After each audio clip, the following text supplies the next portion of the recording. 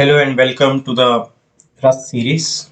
In the part 1, I'll be doing the installation of Rust and I'll be teaching a few basics of Rust. So let's start by visiting the website rustlang.org. Then click on the installation tab and there you can see two options to install on a 32-bit Windows machine or a 64-bit Windows machine.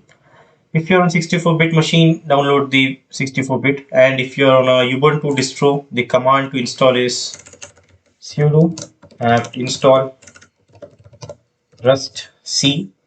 This is the command to install on a Linux distro. Then once you're done with the download of the .exe, click on installation. The installation is pretty straightforward. The cargo will also be installed along with it. I'll be explaining later what cargo is. So when you're done with installation, open up a folder. First, let us check the version of Rust that has been installed. Open up the terminal. And if you're not aware of Git Bash, you can install it from gitscm.com. Now let me open it. So in this, type rust c flag version, and my version is 1.52.1, and that is what is the latest version of Rust. You can see 1.52.1. Now create a new folder. I'll be creating the new folder here, that is make directory rust tutorial. So you can see a new folder has been created. Open it in editor. I am using VS Code. Once you open the React tutorial folder in VS Code, you can see that the folder is completely empty. Here we have two choices. Either we can initialize a Rust project via the command cargo initialize, or we can simply create a Rust file and execute it via terminal. I will not be using the cargo init command since it is not really beginner friendly, and I'll be covering it in the later parts. Usually all the big Rust projects are done via cargo initialize. Since this is a simple tutorial regarding the simple function and simple execution of statements, I'll be creating a simple file, that is main.rs. This RS stands for Rust. You can see the Rust logo. And in here, before doing this, I'll be installing a few extensions for Rust. You can see I've already typed here. Type in the search bar Rust and you can see a couple of them. First install the first one, Rust, the Rust programming language. It has about 1 million downloads. Install this extension. The next one would be tab 9 autocomplete. You can see it has a extension for Rust autocomplete.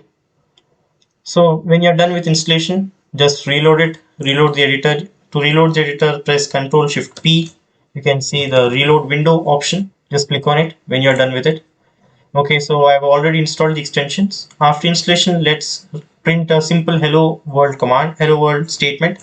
For that, let's write a function called main. In Rust, the functions are defined by using a keyword fn. Fn stands for function and then a name. By default, the name that we have to use is main. Main function is the function called main is the gateway into all the is the gateway for executing all the statements within the Rust programming language. So everything that you want to execute must come via the main function. So function main, then we'll be writing print ln, then an exclamation mark, then hello, then I am programming. Okay, then a semicolon at the end. This plays a very important role. You'll realize later into the series that there is a lots of difference between having a having a semicolon and not having a semicolon. Now to execute this statement, simply in the terminal write rust c main.rs. Oh, there's an error. This is a println. Okay, now it's fine. Rust c main rs. Now you can see .exe file has been created. Now to execute the .exe file, just write .main.exe and enter. Now you can see the hello there has been printed within the terminal.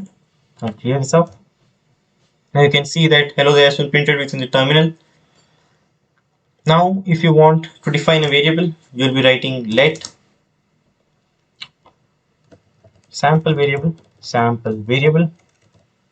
is equal to hello there, and then you'll be printing ln. Now here something is going to surprise you when I execute this statement. You can see, let me correct this, print ln, then I'll be writing there's an error. You can see there's an error. See, you might be missing a string literal to format with. You cannot define a string, I mean a statement like this, and just simply print it within a println command. For printing the statement, double quotes, then within that this, and then write sample variable. Irrespective of whether this is a string value or even a integer or float value, you have to use these, but you can use as many as you want. For example, in here let second sample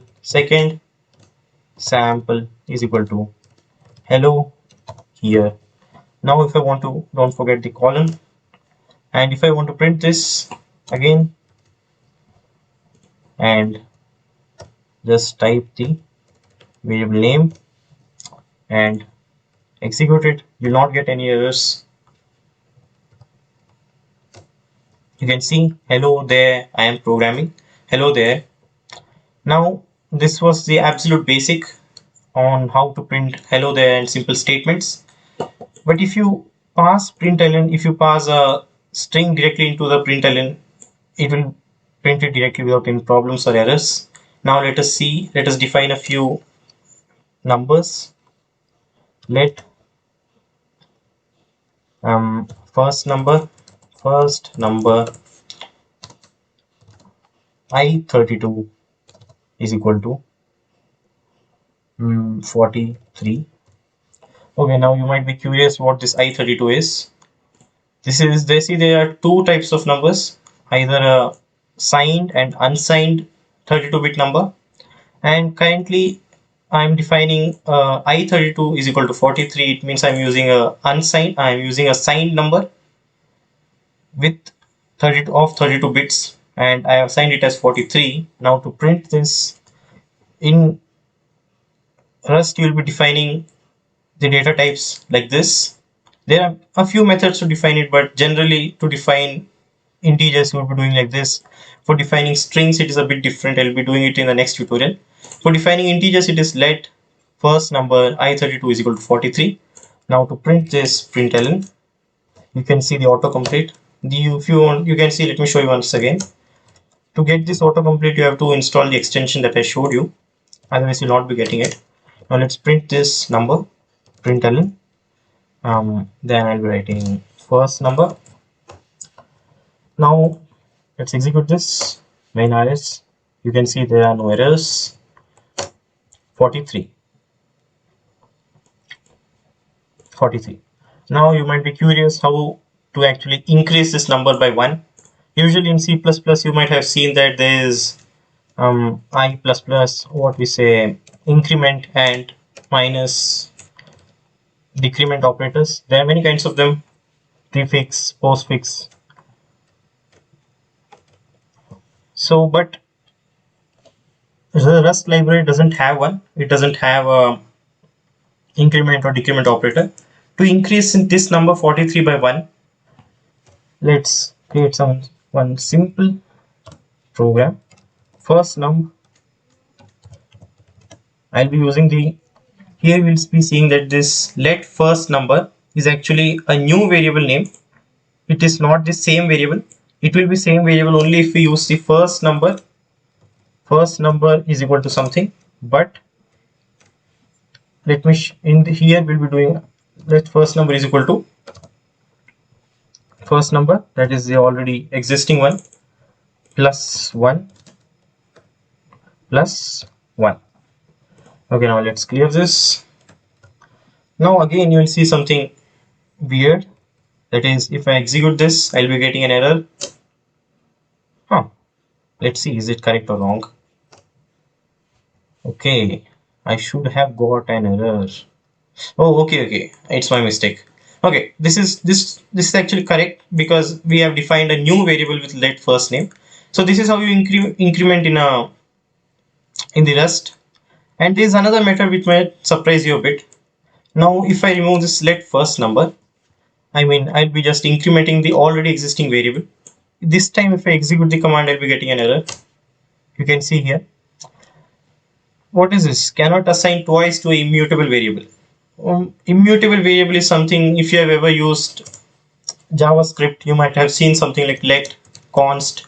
The difference between let and const is that let, if you define some variable, if number example 32, if I define 32, I can use let x is equal to 30. If I define let x is equal to 32, I can just write x plus plus, and this will increment the value of the x.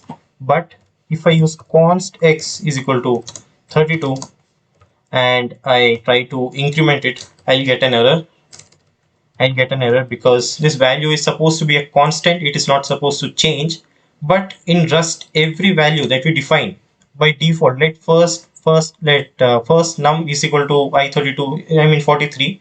This will be by default, it will be what we call in JavaScript const, or it will be a const value, means it will be constant, you cannot change it. And if you want to make this value changeable, you must write keyword mute. Writing this keyword within the statement will make it. Let's execute this once again. You can see this passes it. So it means if you want to change this value first num, I mean directly the original variable, you must write a new keyword mute before the name of the variable, and I32 is the data type, leave it all. And when you print this number, let's execute this command. You can see our number is increased by 1, that is an increment of 1. I32 43. There is also I64, there are many of them, I64, I32, F32, many of them. It depends when you want it. If you want to use a floating number, you'll be using F32, but if you want to use a much bigger number, you'll be using 64. Mostly I32 will fit for all the purposes. If you're doing competitive programming and all, I32 should be fine. Now let's clear the terminal. Now in this tutorial, the next part would be I have told that I'll be dealing with conditions. In this tutorial, I'll be doing else, if else conditions. Okay, let's first define a simple variable, simple integer. Int let will not be making it mutable. Let first number is equal to 32. Okay, so we have defined the variable and we have also assigned it a value. Now if 32 double equals to 43, print ln, then exclamation,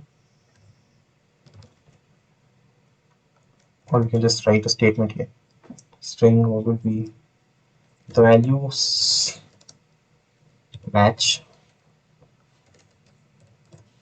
Oh, it's not I32, it's first num, and here you'll be passing I32. Okay, semicolon. Then here you'll be writing else print ln, this is default string. Okay, so let's execute the command. Let's check whether all the semicolons are right. You can see all of them are perfectly aligned. Now if I execute the command rustc.m, and if I run it, you can see this is a default string. This happened because our values 32 and 43 do not match. So if they do not match, they will be returning the default case, that is this is a default string. And unlike C++ where you have to pass like example int main or the return type. Here you don't have to assign any return type. This doesn't return anything. This function simply executes what's within it. There is no return type in this one. You don't need to write return 0 or anything like that. Okay, so this is written, this is a default string. You can see the default statement has been executed. Now let's create the else if condition. For that, I'll be using the same program. Else if the value first num is equal to 31, print ln the second match. And another one, else if first num is equal to 32, print ln found the match. Okay, so this is the third statement, and in here by looking at it you can say that the output would be this one. Found the match should be the output. If there is no error, let's check the errors. No, there are no errors. Main.exe, you can see found the match. So this is the end of the tutorial. This was the absolute basic. This is not even the 0.1% of what Rust is. This is what you get in the Rust. I mean the first 1 or 2 pages. If you read a 600-page book or a 700-page book, this is what you get in Rust in the first 2 pages. There's lots and lots of it. The return types, it is actually very different than C++. The syntax doesn't look anything like what C++ is. Okay, a few things do match, like these things could be written in C++, but here you can see C++ doesn't. It has a printf statement. Here it is a bit confusing, like print ln, then why is there an exclamation mark? So all these questions would be answered in the upcoming tutorials. So in the next tutorial I'll be dealing with loops, and after that I'll be doing a few return types, and then we'll initialize our Rust project with cargo and what is dependencies, how to use them, and why they are important. I'll be telling them in the next tutorial. This is the end of the tutorial. Thank you.